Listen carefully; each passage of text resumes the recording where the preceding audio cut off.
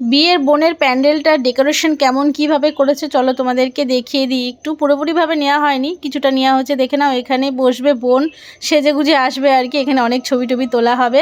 আর এইটা হচ্ছে বিয়ের মণ্ডপ, এখানে হচ্ছে বিয়ে হবে। আর সোফাটা এখানে রাখা হয়েছে আপাতত, ওইখানটা যাবে যেখানে বসবে বোন, এখানে রাখা হয়েছে। দেখো কি সুন্দর ঝাড়বাতি দিয়ে সাজিয়েছে, লাইটিং করে চারিদিক দিয়ে। এত পছন্দ হয়েছে বিয়ের মণ্ডপটা, নিজেদের মধ্যেকারই লোক, মানে অলির মামার হচ্ছে প্যান্ডেল আর কি।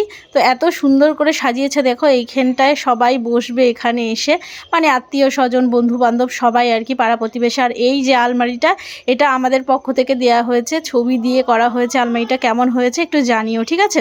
চলো। আর এখানে হচ্ছে গেট, মানে এখান দিয়ে আসবে সবাই আর কি।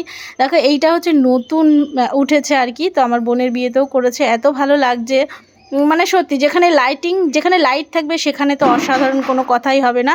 প্লাস দেখো ফুল দিয়েও এত সুন্দর করে সাজিয়েছে।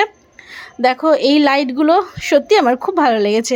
আর এখানে দেখো সবাই খাওয়া দাওয়া করবে, এখানে হচ্ছে স্টল বসবে, ফুচকা, তোমার হচ্ছে কফি, তারপরে হচ্ছে পকোড়া, এসবের স্টল।